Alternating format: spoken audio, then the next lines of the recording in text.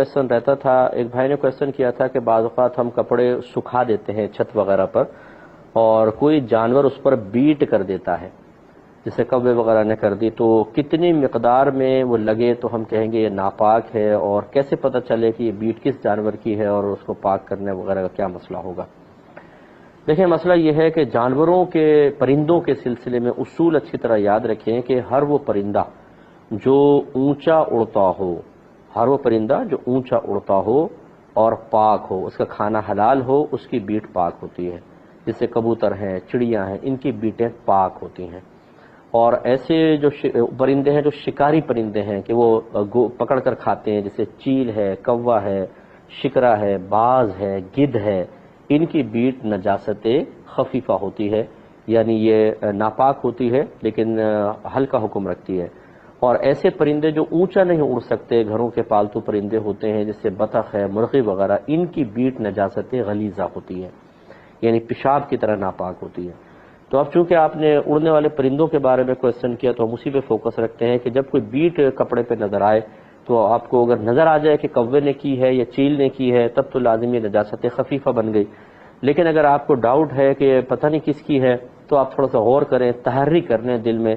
اگر دل گمان کرتا ہے کہ یہ چیل کی ہے یا کوے کی ہے تو وہ ناپاک ہوگی، اور اگر کبوتر کی ہے مثال کے طور پر، کیوں کبوتر کی بیٹ تھوڑی سی کم مقدار کی آپ کو نظر آئے گی، کوے کی زیادہ ہوتی ہے، چیل کی زیادہ نظر آتی ہے، اور ان کی اکثر یہ اڑتے ہوئے چونکہ تیزی سے کرتے ہیں تو پھیلی ہوئی ہوتی ہے، اور چڑیا کی تو بالکل چھوٹی سی بیٹ ہوتی ہے. تو خلاصہ کلام یہ ہے اگر کبوتر یا چڑیا کا گمان ہو تو یہ بیٹ بالکل پاک ہوتی ہے. اس کو صرف اتنا ہے کہ آپ کھرچ دیں، باقی آپ کو کوئی دھونے وغیرہ کی حاجت نہیں ہے.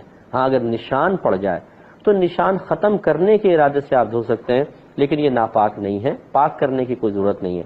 اور اگر چیل یا کوے کی ہے تو اس میں حکم شرع یہ ہوتا ہے کہ اس کو پھر آپ پاک کر لیں، اگرچہ اس میں مقدار کافی مطلب دی جاتی ہے. مثال کے طور پہ کپڑے کے جس حصے پہ لگی وہ اس حصے کی اگر 1/4 تک پہنچے یا اس سے زیادہ ہو تو پاک کرنا ضروری ہوتا ہے، کم ہو تو معاف ہوتی ہے. جیسے آستین پہ گر گئی مثال کے طور پہ تو آستین کے 4 ٹکڑے کر لے، 1 2 3، یہ 1 2 3، یہ 4. اتنا بڑے ٹکڑے کے اوپر جب یہ پورے کو گھیر لے تب کہیں جا کے ہم کہیں گے اب اس کا پاک کرنا لازم ہے. اس سے کم اگر بیٹ لگے گی تو پاک کرنا لازم نہیں ہوگا. کالر پہ لگی تو کالر چھوٹا ہے، اس کے ایک حصے پہ لگ گئی تو پاک کرنا فرض. لیکن بہتر یہ ہے کہ چونکہ کوے اور چیل کی بیٹ نجاست خفیفہ ضرور ہے، یہ لگ جائے تو اس کو پاک کر لیا جائے. لیکن حکم شرع بہرحال میں نے بیان کر دیا کہ کپڑے یا جسم کے جس حصے پہ کوے یا چیل کی بیٹ گرتی ہے اگر اس کی 1/4 کو گھیرتی ہے تب اس کا پاک کرنا لازم ہے.